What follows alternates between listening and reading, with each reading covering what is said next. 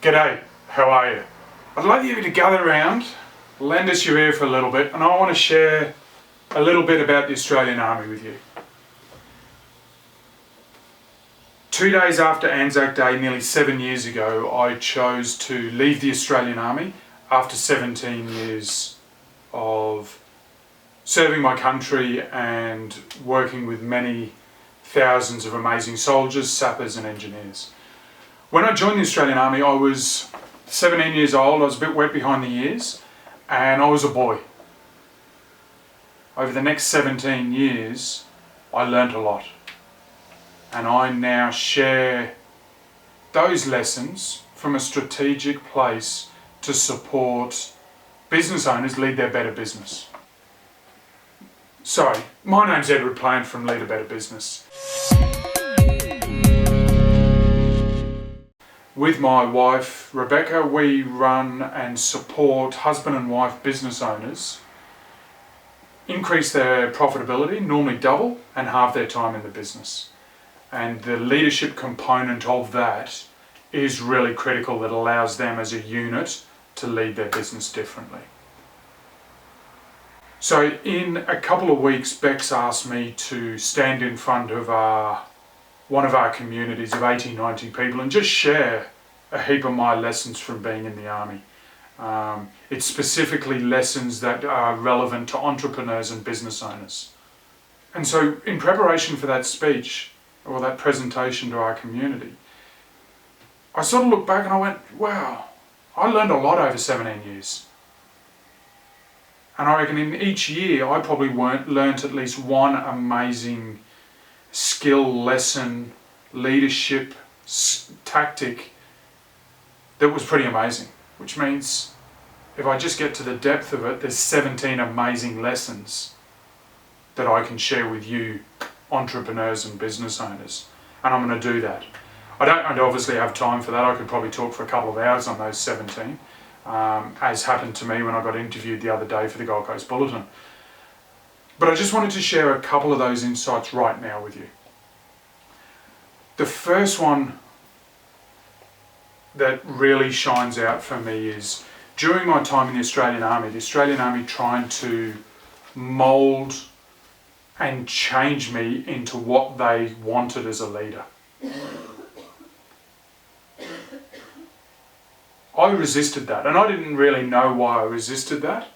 And it was only until I started leaving the Army and going through that decision process that I realised the core essence of it was that it was the Army's values and how they wanted me to act were not aligned with how I wanted to act for myself. So there was a lack of congruency there. When I was a junior rank, that was really hard for me to manage, and as a result I was a poor performer from the eyes of the superiors. As I got more senior in ranks, I became a really strong performer because I could shape the values that my team of 150 were going to operate on, and I had the autonomy and ability to do that. So that congruency was really important. And in life and in business, the more congruent you are with your vision and values, the better the results you're going to get. So that's one of the insights, and I've got some great stories to share with that from business and the Army. Another one was, I was deployed to Malaysia with 150 guys under my command, so I had to lead 150 guys. Some of them I'd had under command for 12 months, some of them were given to me a month before we deployed. So I had to bring them together as a team to achieve our training objectives in 3 countries throughout the world. It was a pretty big undertaking. One of those exercises was getting the small teams to work really well. So the Army's built up on foundation block of 8 to 10 man teams. And so we did an exercise around that where the corporals, the team leaders, took their teams out and did a heap of activities over 5 days. During one of those, at the end of that, I grabbed all the junior commanders, the lance corporals and corporals together, and I said, guys, we're going to go out for dinner, have a few drinks, and relax after a job really well done. We had beers, we had a lot of fun, we played pool, darts, and I just spent time with all the guys, getting to know them, seeing how they went out on bush and how they performed in their mind. at the end of that, one of the diggers came up to me, and he'd been in the army for about 20 years. And he said to me, "Boss, thanks for that." I said, "Yeah, no problem, it was good. Really enjoyed catching up with you all, and it was great to share, so thank you." And he said, no, boss, thanks." I'm like, "Oh, what do you mean?"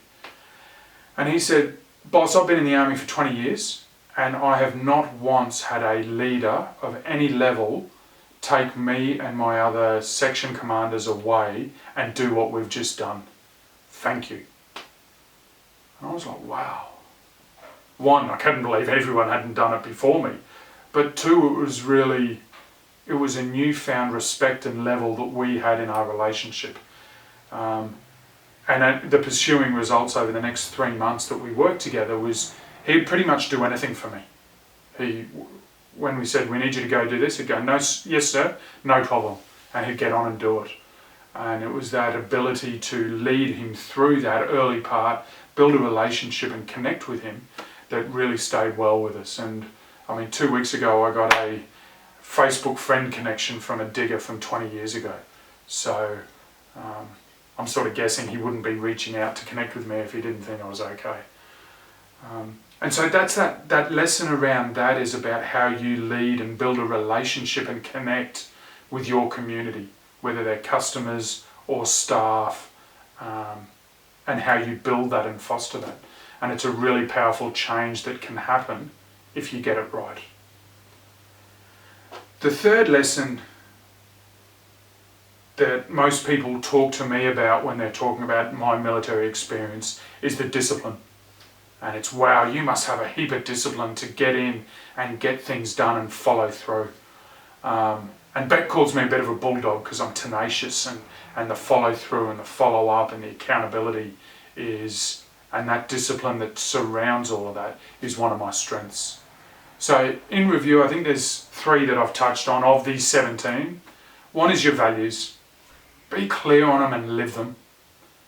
The second one is about leading your team with relationships and connectivity, and be genuine in that and create it. And then the third one is around discipline. So that's all I've got time for. I'd love you to know what you really took out of that and which one's really strong for you to focus on over the next couple of days. And if you're interested, jump down below and have a look at coming along to the breakfast that I'm speaking about in May. That's all I've got time for. Edward Plant signing off for Lead a Better Business.